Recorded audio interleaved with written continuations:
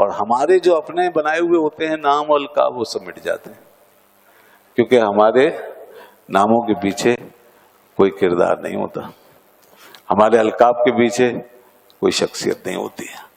تو اس لیے، اور دنیا میں جو القاب ملتے ہیں یہ تو خیر بالکل ہی مٹی کی طرح رہ جاتے ہیں. باقی یہ کہ دوسرے حوالوں سے لوگ شہرت حاصل کر کے جو لقب آرائیاں کر لیتے ہیں وہ بھی زیادہ اوپر نہیں جا پاتے. مگر ان صوفیہ کی، ان اصفیاء کی بات اور ہے، ان کو صدیاں گزر گئی اور آج بھی ان کے ناموں کو لوگ جب ذکر کرتے ہیں تو دلوں میں ٹھنڈک پاتے ہیں. ان کے لقب جب ہم بیان کرتے ہیں تو تسلی نہیں ہوتی کہ حق ادا نہیں ہوا اور نہیں ہو سکتا. تو یہ اتنے عالی مقام لوگ ہیں. اور اب اسی لیے فرماتے ہیں اپنے اسی نام کے حوالے سے ہی ایک اور اشارہ دیتے ہیں. حضرت سلطان باہو رحمت اللہ علیہ اپنے اس نام کے ساتھ ایک اور اشارہ دے رہے ہیں. اب جس نے سمجھا اسے سمجھا اور آپ سے جو پایا وہ پایا. فرماتے ہیں ہر چہ خواہی طالب از باہو بیاب، اس میں باہو چیست یعنی کج وہاب. فرماتے ہیں جو بھی طالب ہے نا ہمارا، ہم سے کچھ چاہتا ہے تو آ جاؤ، جس کو ہم سے کچھ چاہیے آ جاؤ. اللہ اکبر. دنیا کیا چیز ہے؟ دنیا تو حقیر ان کے پیروں میں پڑی ہوئی ہے. تو دو جہان کی نعمتیں ہوں اللہ تعالیٰ ان کے لیے کھول دیتا ہے. خدا کی عطاؤں کے بھروسے پہ وہ بہت کچھ عطا فرمانے والے ہو جاتے ہیں، کیونکہ حق تعالیٰ کی طرف سے ان کے لیے سارے دروازے کھلے ہوتے ہیں. تو یہ اللہ کو راضی کر کے بیٹھے ہوئے ہیں. تو اس لیے یہ بات فرما رہے ہیں اس کی عطاؤں کے اعتماد پر، اپنی ذات کے بھروسے پہ نہیں، اس کی عطاؤں کے اعتماد، کیونکہ پیچھے دینے والا وہ ہے. تو فرما رہے ہیں آؤ بھیا، آپ جس کو چاہیے آ جاؤ. اس میں باہو چیز یعنی کج وہاب. اب یہ نام کا اشارہ دیا پھر کہ دیکھو یہ جو باہو کا نام ہے نا، اس کو ذرا پلٹو گے نا تو وہاب بن جائے گا.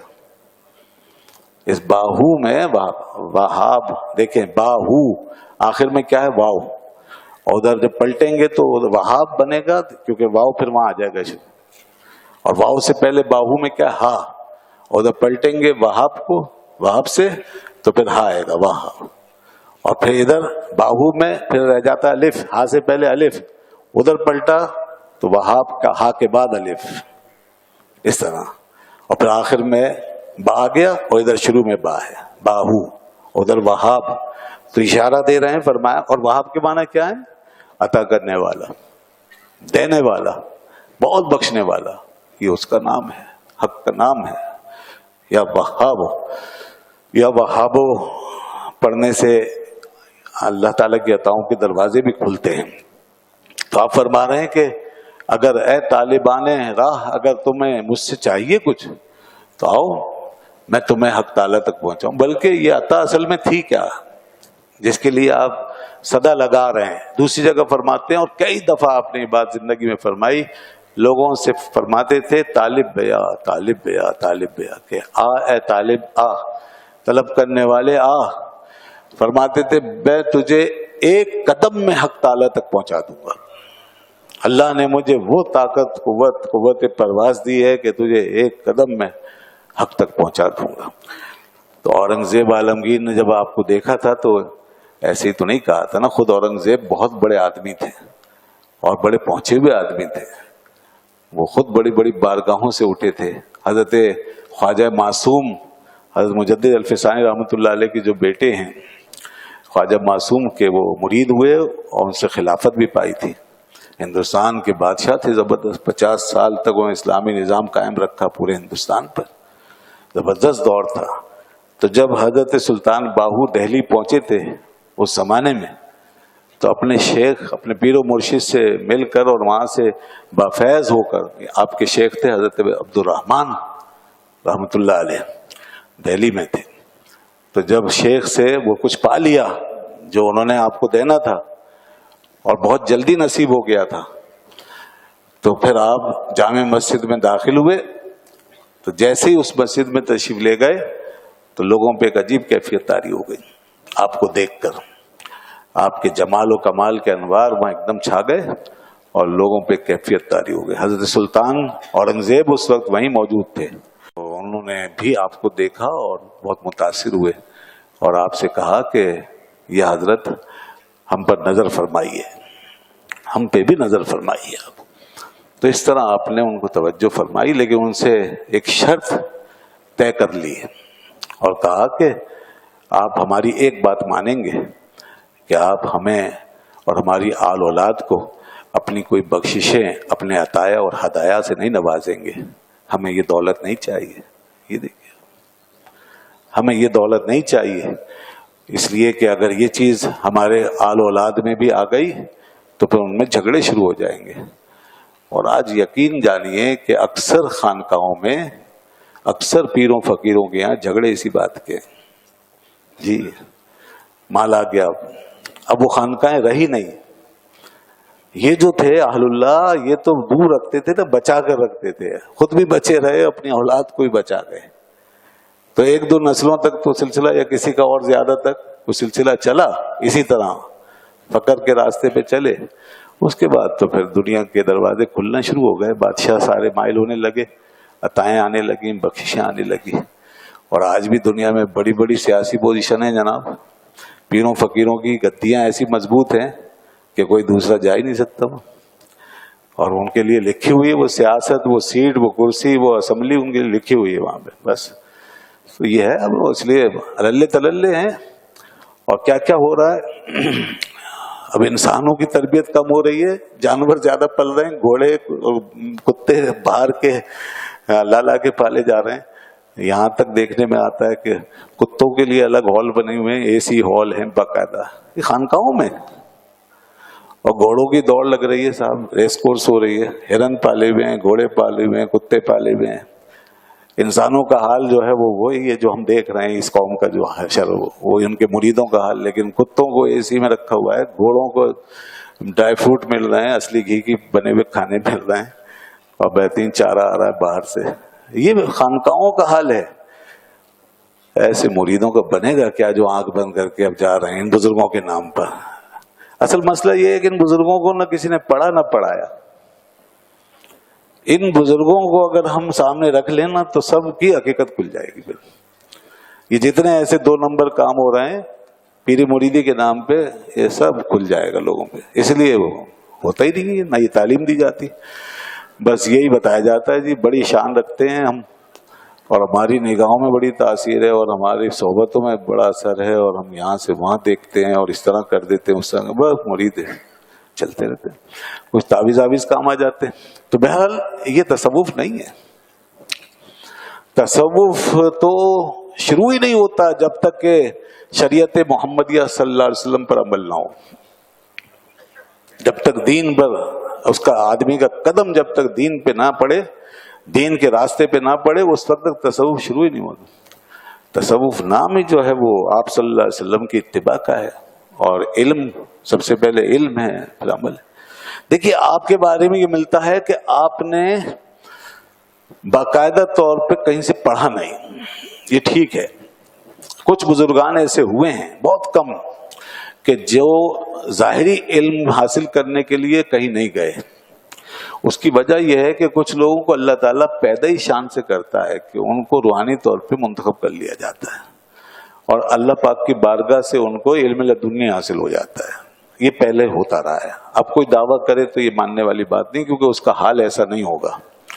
ان کا حال پھر گواہ بنتا تھا کہ ہمیں حق تعالیٰ نے جو کچھ عطا فرما دیا وہ یہ ہے.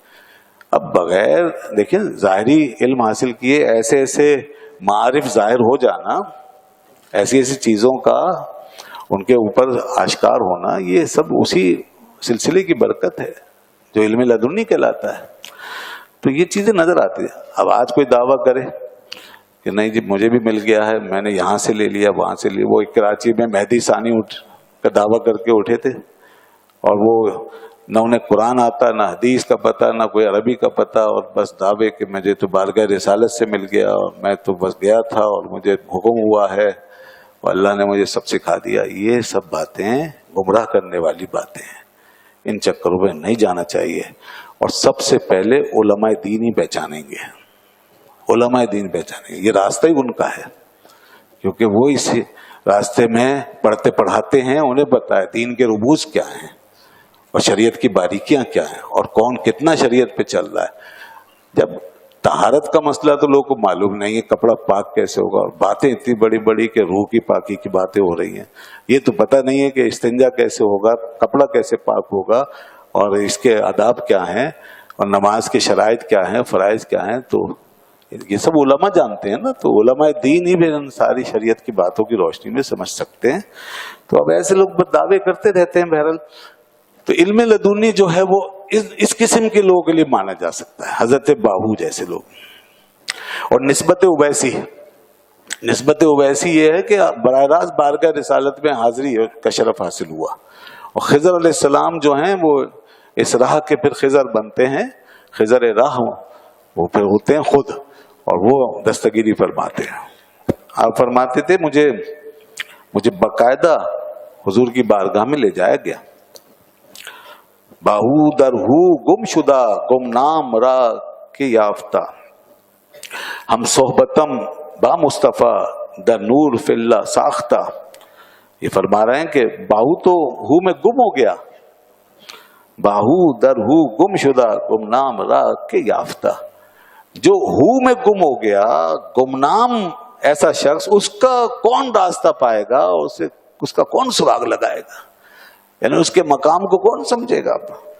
हम सोहबतम ब मुस्तफ़ा द नूर फिल्ला साख्ता, हम तो मुस्तफ़ा करीम सल्लल्लाहु अलैहि वसल्लम की सोहबत में, हुजूर की बारगाह में, हुजूर की सोहबत में चले गए हैं और वहां से अल्लाह के नूर में दाखिल हो गए। वो इकबाल ने भी कहा था ना, हुजूर आया रहमत में ले गए मुझको, है?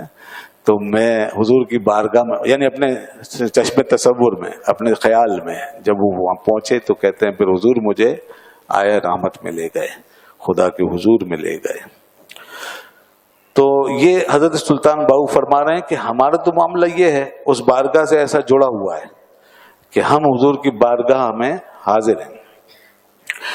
दस्ते बैत कर्द फरमाते हैं, दस्ते बैत कर्द मारा मुस्तफ़ा, कि हमें मुस्तफ़ा सल्लल्लाहु अलैहि वसल्लम ने अपने हाथों में बैत कर लिया।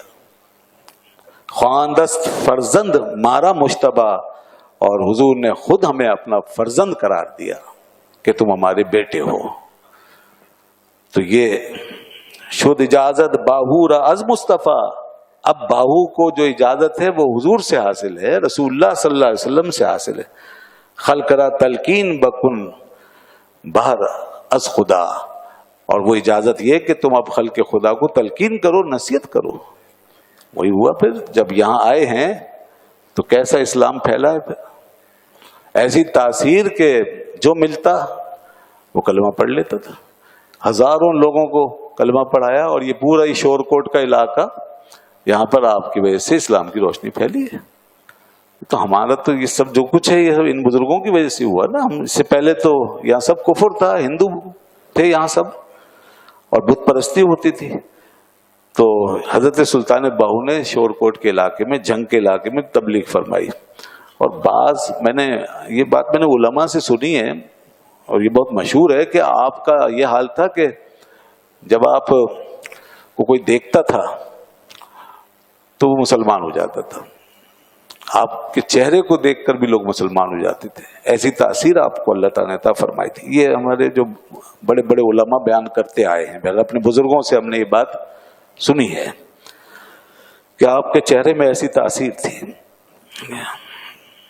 एक हिंदू तबीब तो आपका कुर्ता देखकर ही मुसलमान हो गया, ये वाकया भी बहुत मशहूर है। वो इलाज करने के लिए नहीं आया, इसलिए कि उसे डर था मैं भी मुसलमान हो जाऊंगा। जो भी आपके पास जाता है वो मुसलमान हो जाता है, तो वो था हिंदू। तो फिर इलाज की क्या सूरत उसने निकाली कि भाई उनका कुर्ता जो इस्तेमाल शुदा वो ले आओ, तो मैं उसको देख के तशखीस कर लूंगा और उसके बाद दवा तजवीज कर दूंगा। वो ऐसे देख रहा था कुर्ते को और कलमा पढ़ता जा रहा था, अशहदु ला इलाहा इल्लल्लाह अशहदु ला इलाहा इल्लल्लाह। तो कुर्ते से ही वो तासीर पहुंच गई खुद ही। ये हो सकता है, अगर किसी को हैरत है तो हैरान होने की जरूरत नहीं। यूसुफ अलैहिस्सलाम का कुर्ता देखे कहां से चला था, اور یعقوب علیہ السلام کہاں تشریف رکھتے؟ کہتے انی لاجد ریح یوسف، مجھے یوسف کی خوشبو آ رہی ہے. یہ مصر سے کرتا چلا ہے اور ادھر شام کا ایک بستی ہے شام کی کنعان، وہاں وہ رہتے تھے حضرت یعقوب علیہ السلام. وہ کرتا وہاں سے قرآن فرماتا ہے کہ انی لاجد ریح یوسف، مجھے یوسف کی خوشبو آ رہی ہے. لولا ان تفندون، مجھے تم ایسا نہ سمجھنا میں سٹیایا ہوا ہوں کوئی ایسی بات کر رہا ہوں، بلکہ مجھے واقعی آ رہی ہے. اور آنکھیں جا چکی تھی والد کی، تو حضرت یوسف علیہ السلام نے کرتا اس لیے بھیجا تھا کہ ان کی آنکھوں پہ جب ڈالو گے تو آنکھیں آ جائیں گی. یہ کیا ہے؟ آنکھیں دینے والا کون ہے؟ اللہ. پھر یہ کرتا کہاں سے آ گیا بیچ میں؟ تو پتہ چلا کہ اللہ تعالیٰ ذریعہ بناتا ہے. تو فرمایا قرآن میں کہ جب ان کے چہرے پہ ڈالا گیا، انہوں نے کہا تھا الکے ہی ابھی یاتی بصیرہ، میرے والد کے چہرے پہ ڈالنا اس کو. اور جیسے ہی ڈالا گیا کرتا، قرآن کہتا ہے فرتد بصیرہ، ان کی آنکھیں آ گئی، آنکھیں آ گئی. تو نسبت ہوتی ہے نا حق تعالی تک پہنچنے کے لیے، تعلق ہوتا ہے. قرآن میں بھی یہ تعلق بتایا جا رہا ہے. حالانکہ دینے والا وہی ہے، اور وہ محتاج نہیں ہے کسی کرتے کا، یہ بھی ٹھیک ہے، مگر ایک طریقہ اس نے بنایا ہے. اس نے ہمارے بندوں کی شان ہمارے درمیان رکھی ہے، بنوایا کہ بھائی ان کے ساتھ ساتھ چلو، ان کے ساتھ ساتھ آؤ، ان کا دامن پکڑ کے چلو.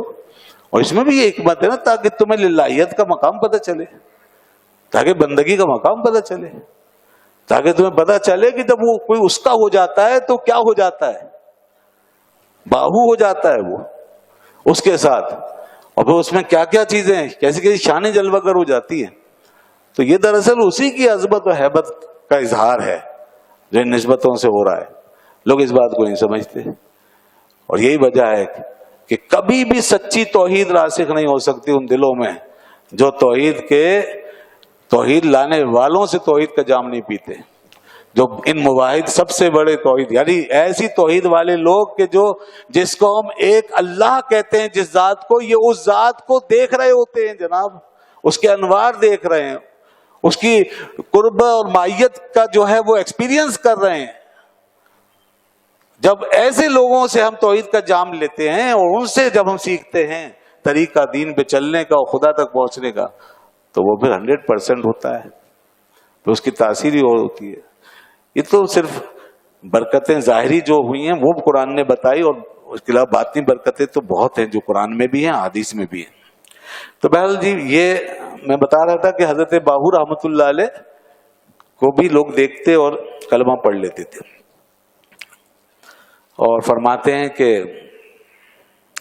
جب میں اس بارگاہ میں حاضر ہوا، رسول اللہ صلی اللہ علیہ وسلم کی بارگاہ میں جب میں حاضر ہوا تو وہاں پر میری ملاقات سب سے ہوئی. وہاں حضرت ابوبکر صدیق سے بھی ہوئی. مجھے لوگ لے گئے، کوئی آنے والا میرا ہاتھ پکڑ کے مجھے لے گیا، کہنے لگے کہ چلو تمہیں ہم ملواتے ہیں. تو جب میں وہاں پہنچا تو وہاں تو منظر ہی اور تھا. وہ تو حضور کی بارگاہ تھی، وہاں حضرت ابوبکر تھے، حضرت عمر تھے، حضرت عثمان تھے، حضرت علی تھے، سب تھے رضی اللہ. اور اس کے بعد سیدہ فاطمہ الزہرا رضی اللہ عنہ، حضور کی لختے جگر، آنکھوں کی ٹھنڈک، سیدہ بطول زہرا، ساری دنیا کی اور آخرت کی عورتوں کی سردار. اللہ اکبر. وہ آپ فرماتے ہیں فرزند خود خوان دست مارا فاطمہ. تو مجھے پھر حضرت بی بی فاطمہ نے اپنا بیٹا قرار دے دیا. جب میں ان کی خدمت میں حاضر ہوا تو مجھے انہوں نے اپنا بیٹا قرار دے دیا. معرفت فقر است بر من خاتمہ. تو اب بتاؤ مجھ پہ فقر کی معرفت اپنی انتہا کو پہنچ گئی کہ نہیں؟ اس فقر کا مقصد کیا ہے؟ اس فقیری کی منزل کیا ہے؟ لوگ دنیا کے دروازوں پہ جاتے ہیں اور نام فقیر رکھ لیتے ہیں کہ ہم اللہ کے فقیر ہیں، اور بادشاہوں اور سلاطین اور دنیا کے لیڈروں سے بھیک مانگتے ہیں، حکومتوں اور دنیا کی ثروتوں کے آگے دامن پھیلاتے پھرتے ہیں. وہ فرماتے ہیں میں حضرت سیدہ زہرا کے دامن سے وابستہ ہو کر ان کی بارگاہ میں، ان کی چوکٹ پہ جب پہنچا ہوں تو وہاں سے مجھے انہوں نے فرمایا تو میرا بیٹا ہے. تو بس اس سے بڑی اور فقیری کیا ہے؟ جب اس در کی فقیری مل گئی تو یہی فقیری ہے، اصل میں یہی تو فقیری ہے. اور فرماتے ہیں اب دیکھیے شریعت کی بات میں نے کی تھی نا، یہ ہے اصل پہچان ایک سچے آدمی کی. پیشوائے خود شریعت ساختم، ہر حقیقت از محمد یافتم.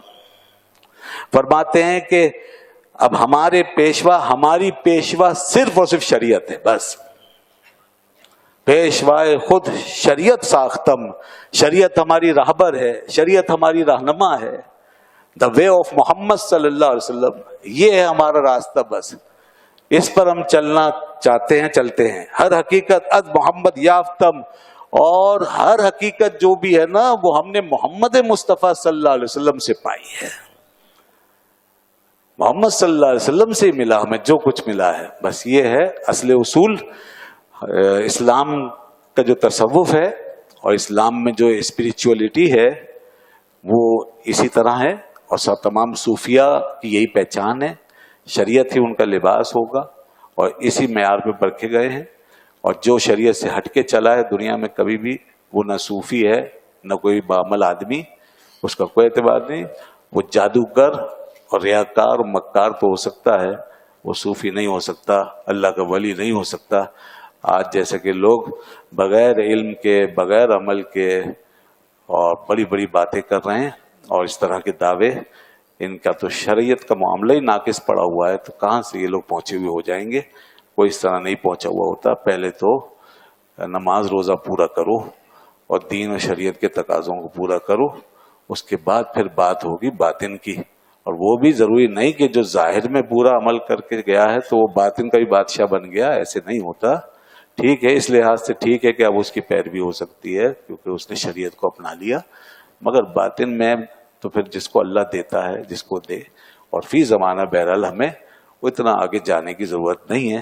ان بزرگوں کو ہم اس لیے مانتے ہیں کہ ان کو ہر دور میں اس مقام و مرتبے پہ، اس لیول پہ مانا گیا ہے، اور ان کے حال نے خود گواہی دی ہے کہ واقعی ایسے لوگ تھے، اور دنیا داری سے اور ان چیزوں سے، دنیا کی لذتوں سے دور، بس اللہ اللہ میں لگے رہے ہیں، جیسا کہ انہوں نے خود فرمایا کہ ہم باہو کہلاتے ہیں اور ہو کے ساتھ رہتے ہیں۔ اللہ تعالی ہمیں ان بزرگوں کے ساتھ کر دے، جو وہ تو حق کے ساتھ ہو گئے، ہم ان کے ساتھ ہو گئے، تو بس ہم بھی اس کے ساتھ ہو گئے۔ یہ ہے بس تقریب، کچھ تو باہر ملاقات چاہیے، تو ہمیں تو تقریب قرب چاہیے، حق کا قرب ان کے ذریعے سے حاصل ہو رہا ہے، اسی لیے ان کو ہم اپنا بزرگ، اپنا پیشوا کہہ رہے ہیں۔ انہوں نے شریعت کو اپنا پیشوا کہا ہے، اس لیے دنیا کے پیشوا ہو گئے ہیں، اس لیے ان کی پیروی ہوتی ہے۔ یہی فلسفہ ہے سارا، اس میں کوئی مقابلہ شریعت کا نہیں ہوتا، اور نہ کوئی خدا نخواستہ قرآن و حدیث کے مقابلے میں نیا راستہ کوئی تجویز کیا جا رہا ہوتا ہے۔ اللہ تعالی ہمیں ان بزرگوں سے سچی پکی محبت عطا فرمائے۔ وآخر دعوانا الحمدللہ۔